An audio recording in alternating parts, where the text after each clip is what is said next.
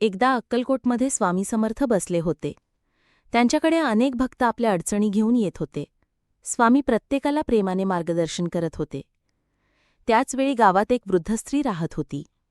तिच्या अंगणात एक चाफ्याचं झाड होतं. ती दररोज त्या झाडाखाली बसून स्वामींचं नामस्मरण करत असे.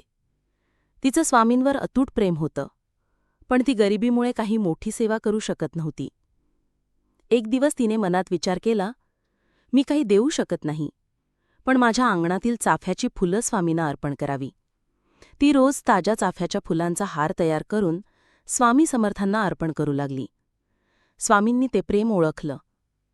एक दिवस तिने हार अर्पण करताच स्वामी मंद हसले आणि म्हणाले, हे फूल नाही ग, तुझं निर्मळ प्रेम आहे. हे प्रेमच मला सगळ्यात प्रिय आहे. त्या क्षणापासून स्वामी समर्थांना चाफाफूल प्रिय झाले, कारण त्या फुलात अहंकार नव्हता. तो स्वच्छ, सुगंधी आणि प्रेमाने भरलेला होता.